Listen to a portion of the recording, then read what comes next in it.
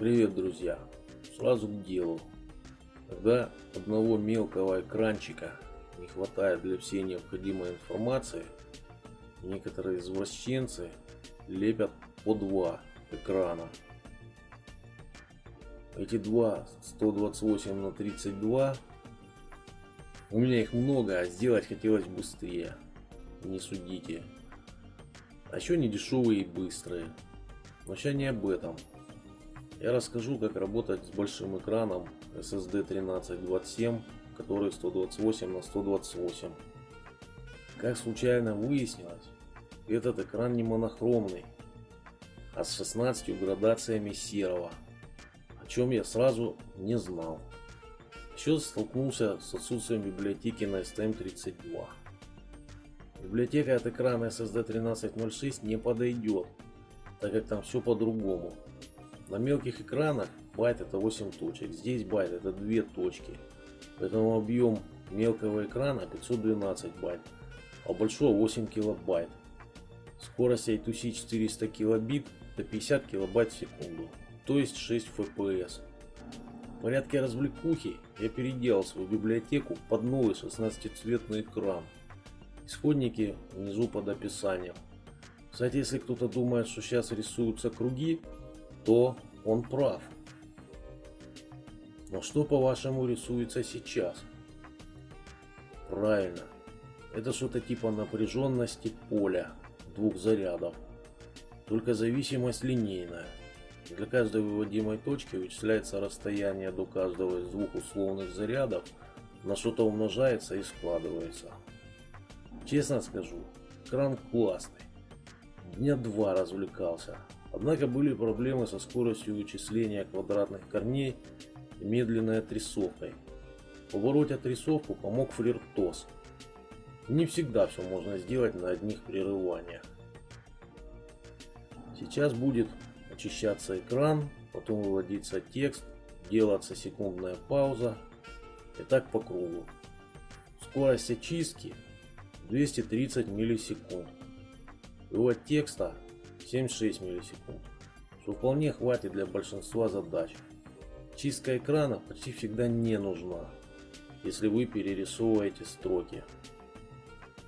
На логическом анализаторе видно, что происходит на шине I2C. На данном участке вводится текст, один символ по 2 16-байтных куска и остаток 8 байт. Это чисто моя особенность реализации, связанная с очередью команд I2C. Разрывов между командами не видно. Это означает, что все круто. Частота шины не 400, а 320 кГц, что бесит, так как это у меня китайский клон всеми любимого C8T6. Я даже не знаю, на какой частоте он сейчас работает. Капец. А теперь ложка дегтя в бочку меда. Это цена. Сюда около 900 рублей с доставкой. Зато размер стороны одной 27 мм. Мелкого ценник 180 рублей. И размер в ширину почти 23 мм. Теперь, чем новый отличается от старого в плане программирования? Изменились коды команд всякие, например, для установки области, в которую мы рисуем пиксели. При указании высоты окна отрисовки мы выбираем начальную и конечную строки, то есть от 0 до 127. А как было с SSD 1306? Мы задавали столбцы, как обычно, а вместо диапазона строк указывали номер страницы по 8 строк. То есть 128 на 32 это 4 горизонтальные полоски высотой 8 пикселей.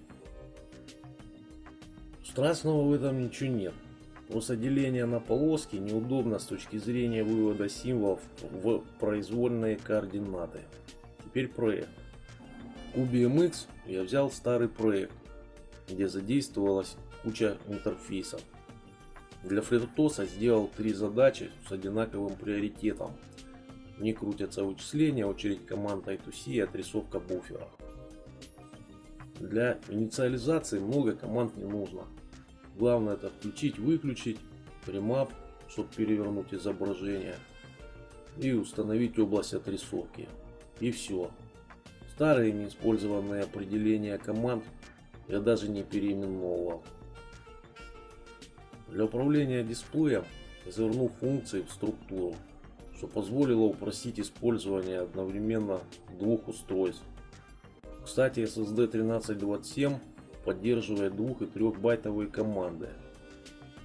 И их не надо слать в шину по байтово.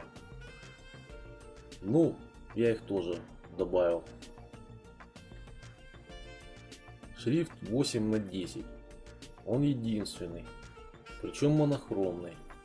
Пиксели получаются сдвигом байтов и анализом последних 2 бит. Немного экономит память, но увеличивает нагрузку на проц. Вывод в 2 раза увеличенных символов я пока не приделывал. Нет необходимости.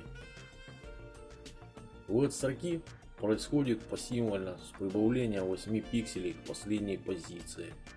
Если дошли до конца строки, переходим на следующую. Передача пачками возможна, но до 16 байт.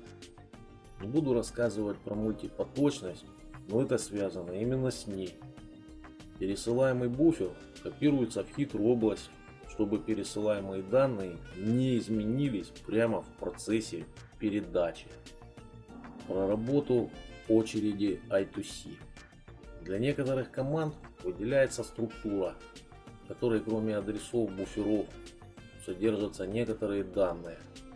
Я добавил байт с кодом команды SSD 1327, а следом за ним идут 4 переменные объемом 16 байт. Указатель на тот самый байт — это указатель на буфер передачи. Вот так все просто. Немного о процедуре вывода монохромного шрифта. Мы сдвигаем байт и анализируем последние 2 бита. В зависимости от этого включаем ниблы в байте. Левый или правый. Ну то есть, я думаю, это какой-то стандартный алгоритм. Хотя я там его сидел сам изобретал. Вот, когда буфер больше 16 байт, мы отправляем его командой. Понятно, что остается кусок, который 7 или сколько, 8 байт. Мы его досылаем. Подведем итоги.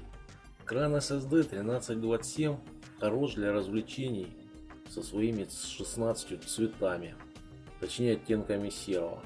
Он отлично подойдет там, где нужны градиентные переходы.